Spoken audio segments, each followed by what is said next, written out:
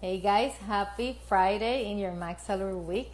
I'm Dr. Myrdalis Diaz Ramirez, creator of the Max Salary Mastermind, which is a personal and professional development program for physicians who want to learn about entrepreneurship. It's a very small program. We do 10 physicians for a session. We meet weekly for 6 months, and it's a CMMA program that we invite you to check out. Our website is maxsalary.com. I'm also creator of the Design Your Physician Life podcast, and this week we had a wonderful guest. Her name is Dr. Una, and she will be joining us here live for just a little bit chatting, a little bit extra to our episode. I hope that you go and you check out our episode in our Design Your Physician Life podcast, which you can find in all the platforms where we have a podcast. And we also have, there she is. Let me add you there. And we also have our new YouTube channel, and you can actually get a hold of that episode there in our new YouTube channel. Hello, how are you? I am doing great. How are you? Good, good. There's a little bit like it's frozen right now. Let me see. There you are. I got it. I got it. There you go. Okay. Okay, or is it frozen? I can hear you fine. That's perfect. Thank you very much. Thanks for being here. I'm so excited. I am excited to be here. So I was telling people that we had our episode this Tuesday was released, and not only it was released on our normal, platforms, that we have the YouTube channel, and it's also released there as well. So we're super happy that you're there. And this we do like a little bit extra chat as a bonus for people to know what we're talking about, what's in our mind, so they see, our real emotions live. And our topic of the week has been entrepreneurship in times of great shift. And we have sensed changes. I've been in medicine for over 20 years. You have been also for a very long time, and we've seen how this has evolved. And as physicians, we have given access or our rights to many things in medicine, for good or bad. At the time, like, we really wanted to focus on being physicians, and then having this help and that other help for and building our teams and everything. But it has evolved to the point where physicians are really not necessarily the leaders of the changes that are happening in medicine. And this great shift is now compounded by the fact that we have artificial intelligence coming in to the game. I just went yesterday or 2 days ago to this online meeting from Google, and they have their best newest language is called PALM 2, and they have this section called PALM PALM 2, and they have invested tons in healthcare. So they have, for example, when COVID came, they invested like over $400 million in just education about COVID and the vaccine. That was through the government and through individual expenses from them. The other thing that they've done is that they have this thing that's called Google Health, where it's a company-wide initiative, and it's the priority for them, Google Health. So it's their priority, not physicians. They do have physicians working with them, but it's led by technology people, where the changes are coming from. They have acquired tons of companies of healthcare in different areas. They do have physicians working with them, but still they're leading the changes. And with this new language, what they're doing is that we have right now, everybody knows about ChatGPT. Then we will have Claude coming in, which is better than ChatGPT already, and it's already here. They're still waiting a little bit. This one is dedicated to health, MedPalm 2. And what they're doing is that they're populating it. They're populating it with a lot of information. It already knows how to pass the USMLE. They're populating it with images. So they have a lot of radiology in it. Now they're populating it with charts. So what's happening, if you see their presentations, you have all the input from you go through the data, through the all input, and eventually there's medication at the end. So they talked about how physicians are right now the standard of care, but the implication is that AI is going to be the standard of care, and that's not let us be, necessarily by physicians. They do have physicians working with them. So people talk about experience, like what experience for a physician is. Like, experience is data, and if we put that data into these systems, they have the experience, right? And then they say, oh, but how are they going to, the art of medicine, putting everything together? Well, if you feed it charts with all our, how we get into this or that conclusion, they'll have that. And we can feed it compassion too. We can teach it compassion. So, talking about all these changes now, tell us what you think. We were talking about this whole thing this week. Yeah. So I have a lot of thoughts. When you think about this, is a lot of changes, and if you think about it, things used to change really slowly. Like back in the day means pre-COVID, not all the way back in the day. But now the rate of change, I mean, the first thought is that it's so dangerous to try to stay the same. It is so dangerous to hold on to the way we've done things or just complain about the change and walk away, because we will be left behind. Like, if we don't move, right? Like, that's what's going to happen. So these are my thoughts. One is, we have to decide to be the leaders. Nobody's going to come and bestow that on us. Nobody's going to come and make us the leaders, crown us the leaders. That is not going to happen. We are going to make a decision that we are going to be the leaders of the new version of healthcare, because it's coming, it's here, whether we like it or not, right? So I'm going to be a leader. And then two, what follows that decision is the decision to pay the price to be the leader, right? Which means we have to learn new skills. I talk about this all the time. We have to learn leadership skills. We have to learn to speak in such a way that we can be heard. We have to learn to negotiate. We have to learn to go sit at tables where before now, physicians, we thought we couldn't be on those tables. We have to come away from, I'm a one-trick pony. This is the way I've always done it. I only care about taking care of the patients. That option of just coming and taking care of the patients and leadership and any kind of significant contribution, they don't go together anymore, right? So we have to retool ourselves. We have to reinvent ourselves if we're going to be the people who are going to lead. The third thing is, we have to actually, like, you were in a room where these conversations are had. That is not a room typically as physicians we would be in, right? So we need to start going into these rooms and these spaces and being curious to see what exactly is happening and be in the know, because this concerns us. This is healthcare. And if we're going to be the good stewards of healthcare, then we're going to need to be there. We need to be in the rooms where AI is being discussed. We need to be in the rooms where acquisitions of healthcare related businesses, private practice, all of where those kind of things are happening. We need to be in the rooms where the private equity people are. Like, we can't hide anymore, right? Like, we have to go be in the space. The first time you show up in the space, you may get dizzy because you're like, wait, what? Right? But the more we are physicians, our capacity to learn is unbelievable. And so the more we sit in those spaces, the more we recognize that, wait a minute, I deserve a seat at this table, right? I'm only in the room, but I need a seat at this table. But until you engage, that doesn't happen. And the fourth thing is really looking into collaborations, because we're not going to know everything. We're not going to be everywhere. We're not.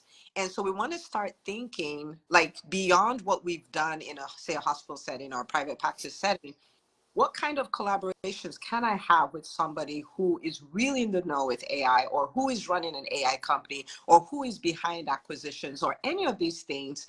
Because in those collaborations, you can bring your influence, right? If you cannot influence the stakeholders or let your voice be heard there, then it doesn't matter. And there is already evidence that they can build a whole new version of healthcare without us. We know that. We know that. It's coming. Yeah. So if we're not collaborating, if we're not deciding, oh, for the people who are leading all of these things, I'm going to have their ears as well. I'm going to be able to speak physicians as well. I am going to be able to advocate for the patient as well. If we're waiting for someone to feel good and come get us, that's not happening. That's not happening. So there's a lot about us being proactive, us taking responsibility for the state of healthcare, us deciding, like, I'm going to do what it takes. I'm going to evolve. We have to evolve. There really is no way around it. So when I think about it, those are the thoughts that come to mind for me, for us to be ready for what is coming, for us to still be relevant, for us to still have influence. And in a way, and I'm not saying there's anything wrong with anybody else, but in a way, we're the soul of healthcare, right? We're the ones who would fight for. Historically, we have been. Historically, we have been. But we have an opportunity to continue to be. But in order to do that, we must evolve. We must. A couple of things there. 2 weeks ago, I released a podcast where I precisely reviewed, like in terms of like the reasons of why we need to be involved, the opportunities and ways to do this. So if somebody's listening to this, they can go and review that podcast. The other things that I talk a lot about, burnout decisions. And then there was somebody in a conversation recently that was talking about moral injury, where the decision is, being hurt by the system. And then there's this thing about happiness. And then happiness is 50% determined by our genetics, 10% by our environment, and 40% by what we do. So right now we're in a moment where we cannot just be dragging around that somebody has morally injured us and that we're burned out, and then, we have no time. Things are evolving so quickly that we have no time to be burned out or be in a corner complaining about a system that's morally injured us. This is just way beyond us. Like, there's nothing right now. The evolution has been just so quick that there's no time for any of that. There's no time. And the strongest, as I said, it's not the strongest, the one that survives, the ones who adapt. And, you can be a weak thing in the corner who really knows this technology. And then, you know what, you're going to survive this.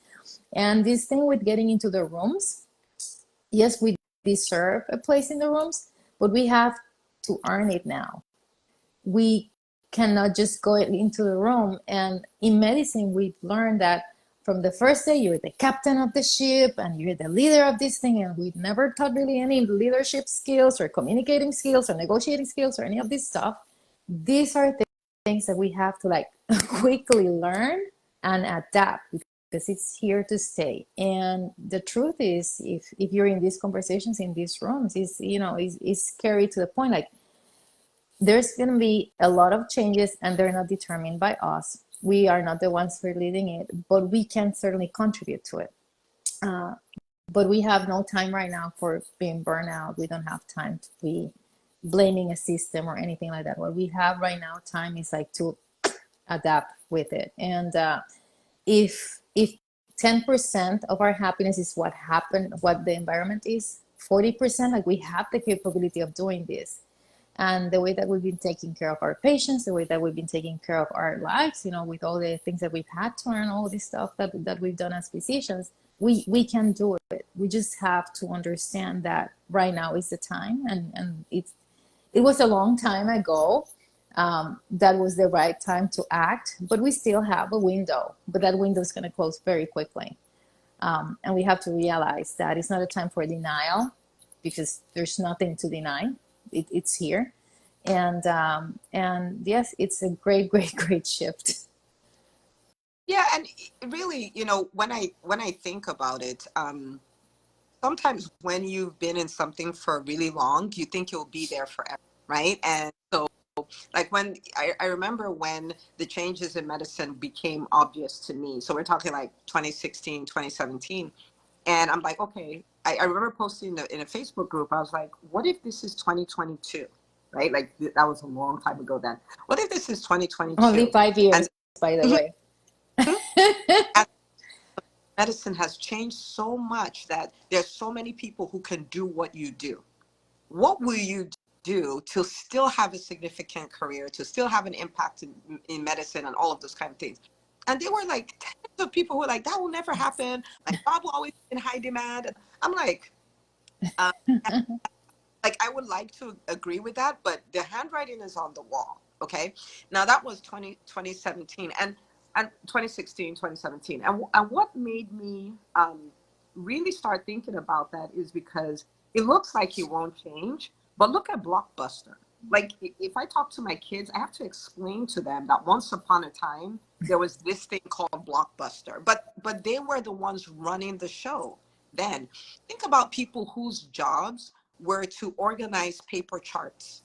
The people graduating now from residency have no idea. Like there were schools that trained people for this. There are people who that was their career, but it's not a thing anymore, right? And so in the same way, when you say adapt or die, it really like we have to adapt, or will be this version of us will be extinct. You know what I mean? Like it's really that serious where the relevance like goes to zero. We have How to be. long have you had, how long have you had scribes?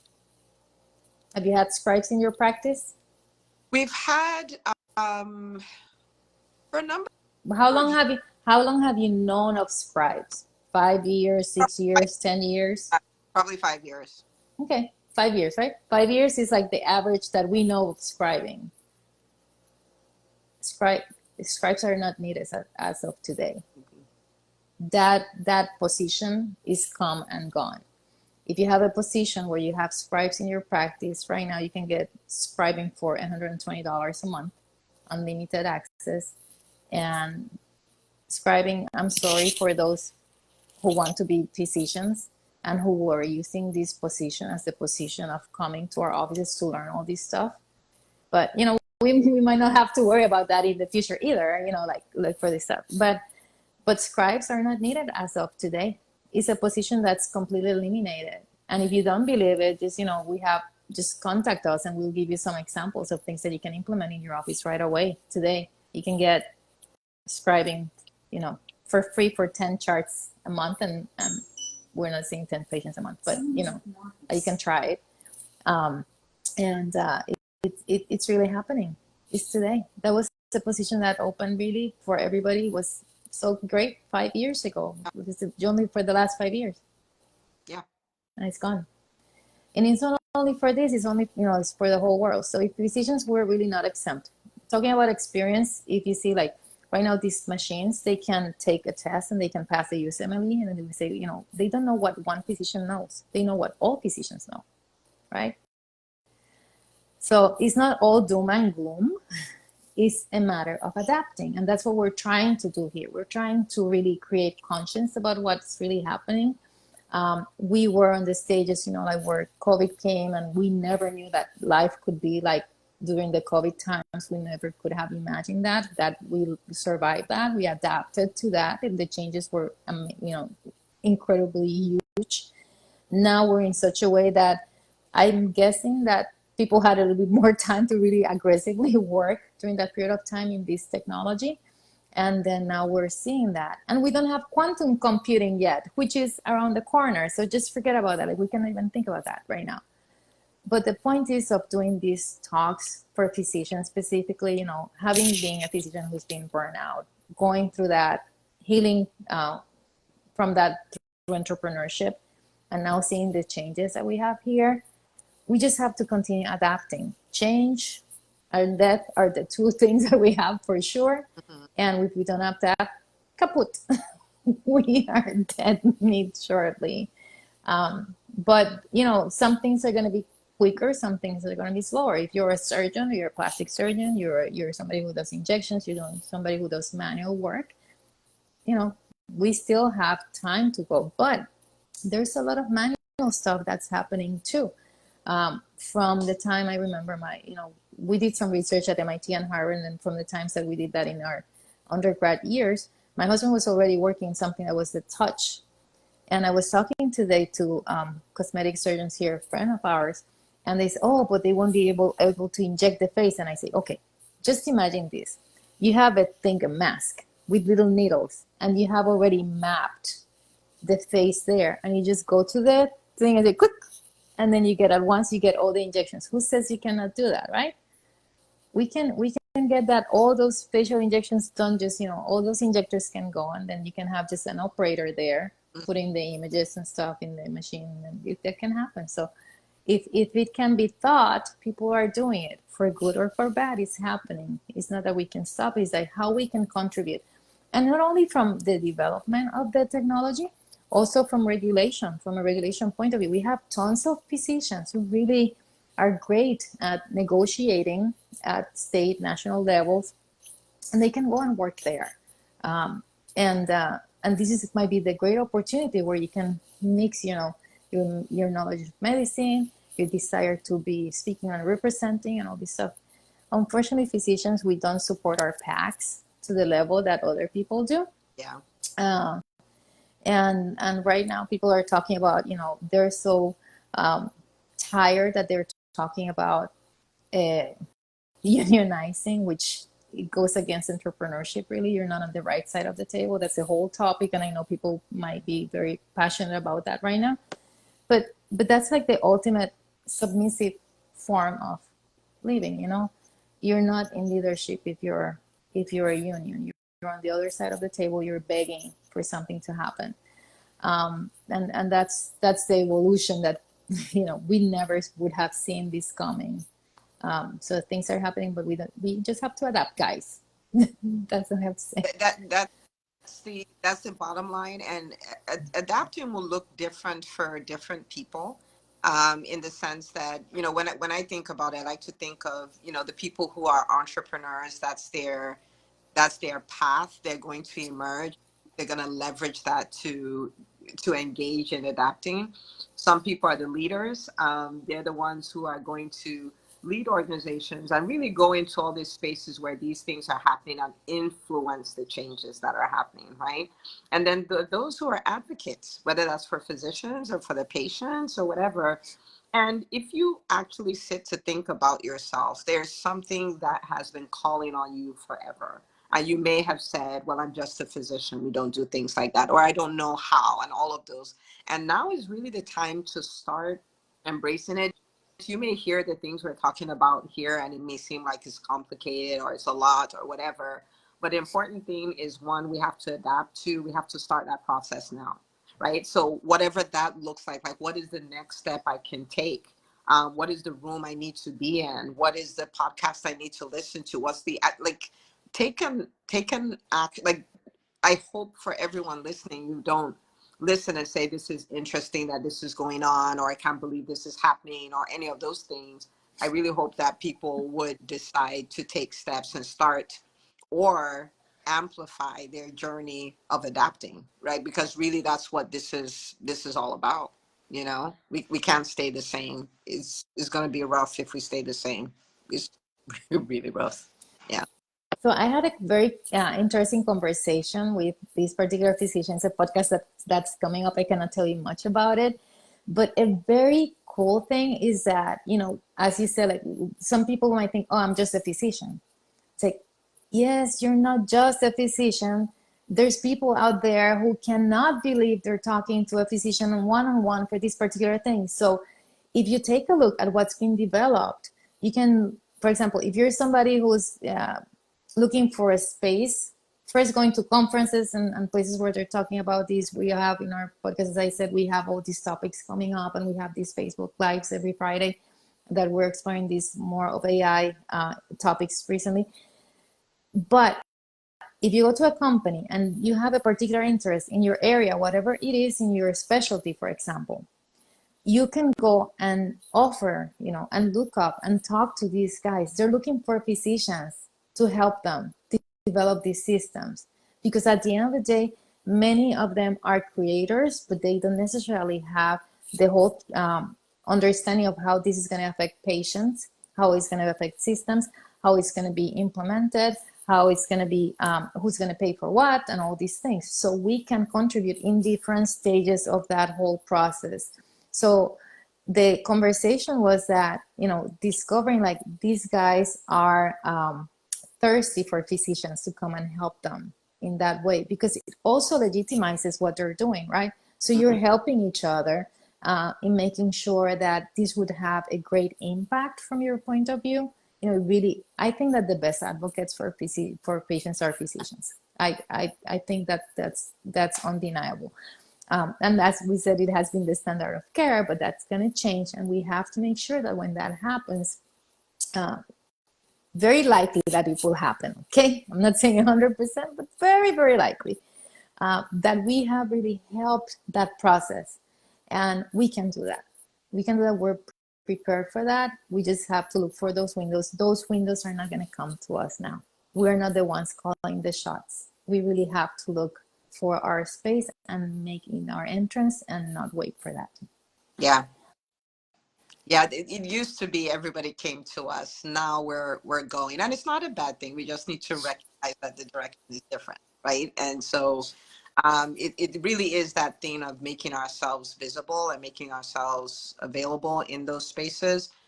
And like you said, people are looking for to talk to, and it does elevate their brand. And so while they're thinking it would be really nice to talk to a physician, we're over here going like, I don't belong in this. That's not my space, but it is our space. And um, the narrative of I'm just a physician comes up a lot. And, I really want to invite everybody to unsubscribe from that, because there is no truth. There is nothing just about being a physician, right? Like, you think about the US population, it's what, 350 million people. And of those people, 325 million people. And of those people, 1 million are physicians, right? Like, what is just about that? There's nothing just about it. And so when we're around each other, we feel uncool because everybody's a physician, but it's not true. Oh, I can give you 3 examples. Like this week was amazing. First, I went to the Aspen is American Society of Pain and Neuroscience, and we belong to that. And I have to tell you, it's a very cool meeting for pain doctors and neurosurgeons and all these scientists and all this stuff. And we really, it's become like a social endeavor where you had like before you had golf courses is where business happened and all that stuff. Here it happens at this meeting, and we become very friendly. But we had a guest, Donna Coriel, from social from Doctors in Social Media. She Mhm. came to visit us at that meeting, and she could not believe that we had a doctor who was a DJ, and we were all partying, and then we invited her. But even like for doctors, to meeting doctors, like like that thing of limiting belief. It's like she could not believe like she was meeting all these doctors and how cool it was. So we do have that. Even for her, that was a little bit of shocking. It's like, oh, let's go around. Listen, so that was great, and we have these great opportunities. Number two, I was with the physical therapist here locally, and we decided to go and visit some physicians to tell them about our new venture together. And when we came out of this physician's office, it's an anesthesiologist. I work with him, my friend. I go, and she comes and she says, I cannot believe. I'm in total disbelief. We went to a doctor's office and we talked there like nothing. I was like, yeah, like I'm a doctor talking to a doctor, and that was awesome. And then we had that conversation. And number three, last night I was also in a chamber of commerce event locally, and this guy marketing, he comes to me and he says, we're talking. He says, so what's your degree? It's like I say MD, and it's like, oh, you're an MD, and he was like got all blown away because I was an MD. I was talking to him, and he could had to respect our time and all this stuff. So guys, like, it's not like we are, like we definitely are not right now the leaders of all these things, but there's still a little bit of respect behind of, for our profession, for what we've been able to do. And we cannot just say we're just physicians. We are kind of just physicians to certain things in terms of the way that things are evolving. But the truth is that we have some capabilities that are really very good skills needed in all these areas of development of AI. Yeah. And we need to own that. It's almost like taking inventory. It's like taking inventory of who I am, because we get blind to it. Who I am, what I have to offer, the expertise I have, the experience I have, the insight I have, the insight into the way patients respond or the way they need to be treated, and all of, like, we we just do it, right? Like, it's kind of like when people are like, well, I mean, I took care of them, but it didn't cost me anything. It was like, it was only 10 minutes of my time. I'm like, it's 10 minutes of your time because you spent 30 years doing this. It's not easy. And so sometimes it makes us devalue what we have. And so taking taking the time to stop, like, what is my expertise? And documenting that and taking note of it and seeing how it could be of value to these new players in the healthcare space puts you in a position where somebody may even tell you, I'm just a doc, you're just a doctor, we're the ones doing this AI stuff. And I'm like, yeah, but you're missing X, Y, Z, and you can only get that from me, right? But if we don't stop to take inventory, then we don't know, and then we buy into this just a physician thing, which is just not true. Yeah.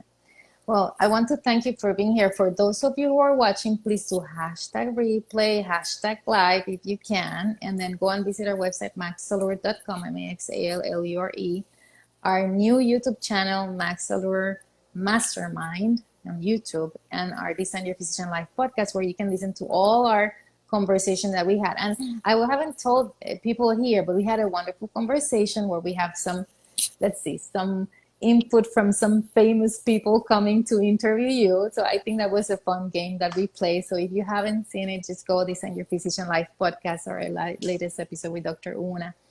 Any final thoughts here before we disconnect from this wonderful call? I think the biggest thing would be not more stuff, but do something now. Like, take your next step now. Don't wait. Don't roll over. Don't play dead. Don't say I don't know how to do this. Don't say I don't have the experience. Like, see every excuse as what it is, an excuse, and take a next step. You may do it messy. You may do it scared. That's fine. But just take a next step so that you can be on the right side of this big evolution that's happening in healthcare. Awesome. Well, thank you for being here. Thanks for your words. And I look forward for more of you soon. Thank you for having me. See you then. Bye. Happy Friday. Thank you.